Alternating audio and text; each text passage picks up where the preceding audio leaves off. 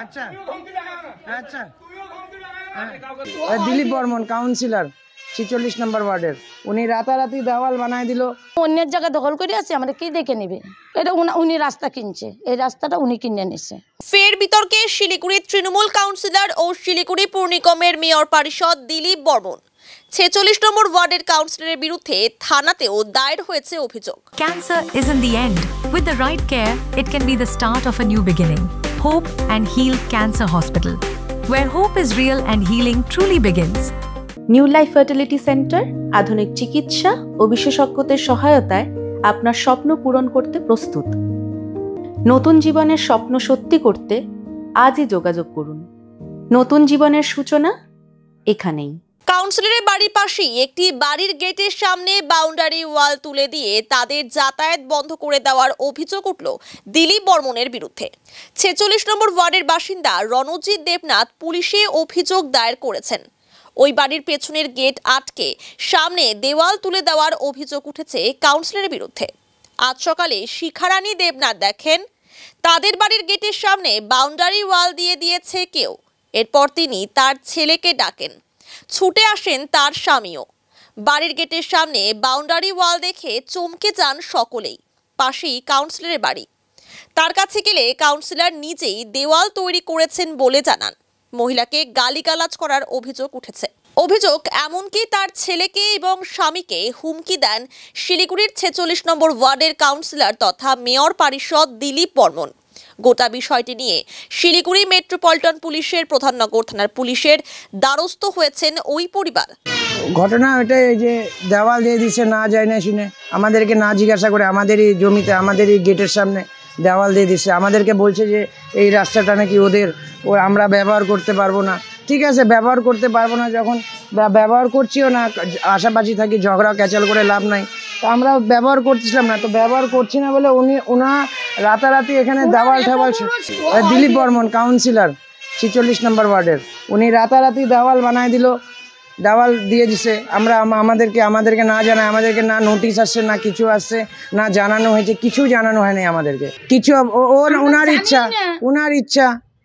ওনার ইচ্ছা, উনি এখন কাউন্সিলর আছে, উনি যা খুশি করতে পারে, ওনার অনেক ক্ষমতা। উনি দেখে নেবে বলছে আমাদেরকে, বলছে দোকানও নাকি ভাঙবে। বেশি বাড়াবাড়ি করতেছি, কিছুই বলা যাবে না ওনাকে, ওনার কাছে পাওয়ার আছে, উনি দেখে নেবে বলতেছে। তা আমরা সাধারণ লোক, আমাদেরকে ধমকি দিচ্ছে এভাবে। এখন যদি আমাদের কিছু করে, রাত্রিবেলায় যদি কিছুও একটা ক্যাচাল ঝগড়া, লোক বাইরের থেকে লোক আইনে বাড়ি ঘর ভাঙচুর করে, তো ওর জন্য আমরা আগের থেকে একটা এফআইআর করে দিলাম যে আমাদেরকে ধমকি দিচ্ছে। যাবো সেরকম যদি আমাদের সাথে করে, তো আমাদের তো পেপারস ওকে আছে, আমরা তো চুরি করি নাই, আমরা তো দখল করি নাই জায়গা, আমরা তো জায়গা কিনছি।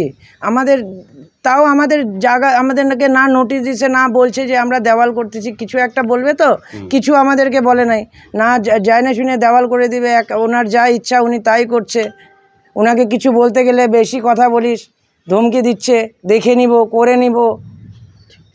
একটা কাউন্সিলর এরকম এভাবে, কাউন্সিলর কেন, কাউন্সিলরকে বিপদে আপদে সাহায্য করার জন্য, আর উনি যদি ওনার পাওয়ারের যদি খারাপ ব্যবহার করে, এটা তো ঠিক না। উনি আমাদেরকে ধমকি দিচ্ছে, দেখে নিব, করে নিব, বেশি চিল্লাচ্ছি। আর কি বলবো, বললামই তো, আমরা তো জানি না, আমাদেরকে কোনো না নোটিশ না কোনো কিছু। এদিকের গেট ইউজ করতে চাই না, ওই দিকের গেট আমরা ইউজও করি না। তো ঠিক আছে, গেটটা আছে, আমার এদিকে ফাঁকা আছে, আমার এদিকে ওয়াল দেওয়া আছে। আজকে আমি দেখতেছি, কবে ওয়াল দিছে, রাত্রে দিচ্ছে না কবে দিচ্ছে আমি জানি না। আজকে আমি দেখি যে ওয়াল দেওয়া, তা আমি আসলাম, এসে জিজ্ঞাসা করলাম কাউন্সিলর তখন নিজে ছিল ওইখানে ওনার অফিস। আমি বললাম যে এই ওয়ালটা কে দিছে? বলে কি আমি দিছি। আমি কেন দিছেন, এই ওয়ালটা কে দিছে? এটা আপনি দিছিলেন? কয় না, আমি মেয়ে ছেলের সাথে কথা বলতে চাই না। আমি মেয়ে ছেলের সাথে কথা বলতে চান না, তো বেটা ছেলের সাথে কথা বললেও তো আপনাকে গাদ ধরে বার করে দেয়। বলে কি তোমার গার্জিয়ানকে ডাকো, তোমার হাজব্যান্ডকে ডাকো। তা আমি সাথে সাথে গিয়ে ফোন লাগাইলাম, আমি তো আর ফোন নিয়ে বারো নেই। তা আমি ফোন করলাম, উনি আসলো, আইসা আমাকে বললো ওয়ালটা ভাঙো। তা আমি 2-3 লাইন, আমি কি আর ওয়ালটা ভাঙতে পারি? 2-3 লাইন ভাঙলাম। তো উনি আবার গেল ছেলের কাছে, ছেলে আসলো, ছেলে আর আমি।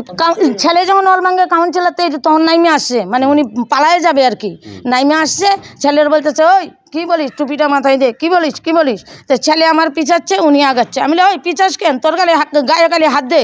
তারপরে যেই এই কথা বলছে, আমি তুই খালি ভিডিওটা করে রাখ। তখনই পিছায় গেল সাইড দিয়ে বাইরে সুরে গেলে বললো দেখে নিবে। হ্যাঁ, ওর মেয়েও বলছে দেখে নিবে, কাউন্সিলরও বলছে দেখে নিবে। অন্যের জায়গা দখল করে আসি, আমরা কি দেখে নিবে? ওর মেয়েকে আমি ওর বাবা বলছে আমি অর্ধেক গুডাউন ভাঙাবো, এটা আমার জায়গা। এই যে ঘরটা যে গামলাটা দেখতেছো না, এর পিছনে যে ঘরটা আছে ওটা সব আমার জায়গা, ওইটাও দখল করছে। তখন বলছে কি আমি কাগজ দেখো, ওর বাবা বলছে কি কাগজ দেখাবো। তখন বলে কি ওর মেয়েটা বলে কাগজটা আন। আমি বলে তোর কাগজটা আগে বাইর কর, আমার কাগজ তো যেখানে দেখানোর আমি দেখাবো, তোর কাগজটা বাইর কর।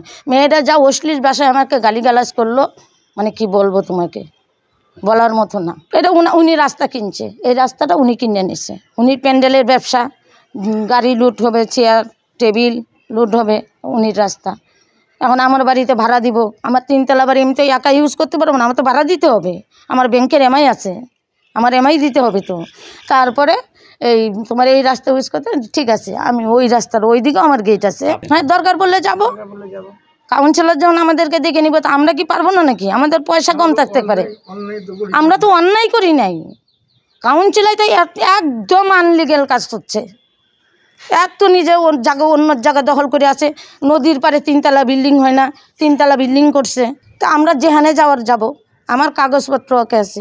বিষয়টি নিয়ে দিলীপ বর্মনের বক্তব্য, এটা তৃণমূল দলের চক্রান্ত, দলের উস্কানি আছে বলে জানান। ঘটনাটা হলো যে আমি তো সকাল থেকে ওখানে নিজের অফিসে বসে কাজ করি, দুনিয়ার লোক আসে সেটা কাজ করছিলাম। তখন 12:30 বাজে, হঠাৎ দিকে ওই পাশের বাড়ির মহিলা পাতলা করে নেশা করা থাকে 24 ঘন্টায়। তো উনি এসে কী করলো, চিল্লাচিল্লি গালাগালি শুরু করলো। এবং তারপরে তার স্বামী আসলো, এসে একটা ওই যে পাশে যে দেওয়ালটা, ওই দেওয়ালটা ভাঙলো, ভেঙে অকথ্য ভাষায় গালাগালি। আমি তখন শুনছি, আমি বললাম ভাই তোমরা এগুলো করছো কেন, বসে আলোচনা করো। তো সেটা তো দূরের কথা, তারা উল্টা ভিডিও রেকর্ডিং করা শুরু করলো। তো পরে এখন আমি কারোর মাধ্যমে শুনি যে আমার নামে কেস করেছে। কেস তো কেন করছে, কেন এরা এত বাড়াবাড়ি করছে সেটা আমি জানি না। কিন্তু কয়েকদিন ধরে পার্টির মধ্যে একটা সমস্যা হচ্ছে বলে পার্টির তরফ থেকে এদেরকে উস্কানিতে এগুলো কাজ করাচ্ছে। আর এগুলো না করালে তো তারা তো এইভাবে করতে পারে না। আর এটা যদি আমার মেয়ে বাউন্ডারিটা করেছে, কেন করেছে? তো এর আগে ওখানে একটা স্কুটি রাখছিল, আমার নাতনিকে যে পড়াতে আসে তার সেখানে স্কুটি রাখছে, সেই ভদ্রমহিলা তার উঠে এসে সেটা ফেলে তার লুকিং গ্লাস ভেঙে ফেলে। তো আমরা তো সিসি ক্যামেরাও দেখছি, কিন্তু আমি আমার মেয়েকে বললাম এগুলো নিয়ে বেশি কথা বলে লাভ নাই, এখন একটা জায়গায় আছি, ছোটো ব্যাপারটা নিয়ে বড় হয়ে যাবে। তো এই জন্য আমরা কিছু বলিনি। আর আজকে এসে নিজেরাই দেওয়াল ভাঙলো, আর বসে কথা বলে তো হতে পারতো, কিন্তু এরা তা না করে নিজেরাই ছাড়ছে, নিজেরাই মিডিয়াকে ডাকছে। এতে কি বোঝাতে যাচ্ছে যে দিলীপ বর্মনের নামে কেস করে তার মান সম্মান যাবে? সারা চম্পাশাড়ি লোক জানে আমি কীরকম। ওই কিছু আর তৃণমূলের লোক আছে, তারাই তাকে পুরকি দিয়ে এইসব করাচ্ছে। বিষয়টি খোঁজ নিয়ে দেখার কথা বলেছেন মেয়র গৌতম দেব। এটা আমি তো জাস্ট এখন শুনলাম, আমি কর্পোরেশনে আছি, আমি ডিটেল ঘটনাটা শুনি, জানি, তারপর আমি দেখতে হবে কারা এসেছিল, অনেকগুলো এসেছিল, এখন কে এসেছিল, কি বলেছে, আমি ডিটেল খোঁজ নেব, খোঁজ নিয়ে আমি দেখছি ব্যাপারটা। আমি জাস্ট নাও শুনলাম, আমি জিনিসটা আগে দেখে নিয়ে তারপর আমি তো জানি, বলতে পারবো না ধরুন কি চলছে, সেটা আমি জানি না জেনে কোনো মন্তব্য। হ্যাঁ বলো বলো না, রেকর্ড হবে, বলো। তুমি গরম দেখাবো না, তুমি বলো না, গরম দেখাচ্ছি না, বলো, তুমি কথা বলো, হ্যাঁ হ্যাঁ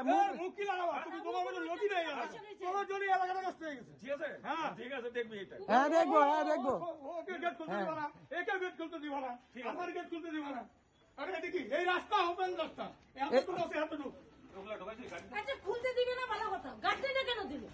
হ্যাঁ, কাকে শুনে গাঁথনি দিছো? হ্যাঁ তোমার জমি, বলো না, বলো। ওই যে এখনই ধমকি দিচ্ছিল, মারতে আসতেছিল আমাকে, বলো। মারো না, আসো, বলো কি বলবা, বলো, আসো কি বলতেছিল, বলো। সময় হলে কি, বলো না, বলো, সময় আছে তো। হ্যাঁ বলো, আমরা চুরি করে বসি নাই, বাড়ির ট্যাক্স দিচ্ছি, সবকিছু আছে, রেজিস্ট্রি জায়গা, হ্যাঁ রেজিস্ট্রি জায়গা। ওই পাশে যাও, আমি যাচ্ছি, ধরো এটা। হ্যাঁ দেখেন আমরা আসা হয় না বলে যা ইচ্ছা তাই উনি আমাদের রাস্তা হয়েছে আমার মা আজকে দেখছে আমি তো এদিকে সবসময় আসি না আরে 40 মিনিটে আইসা পড়ো না 20 মিনিটে এইটা পাঠাইতি এখন ভাগ্যে গেছে গার উপরে উঠে গেছে উপরে উঠে গেছে গা তোর বাবা আসছে উপর থেকে কথা কয় চুরি না করলে ভাগবে ধরি চুরি না করলে ভাগবে ধরি ওরা দেখে নিবে বলছে দেখা পেপারস দেখা আঙ্গুটা ছাপ কাউন্সিলর পেপারস দেখা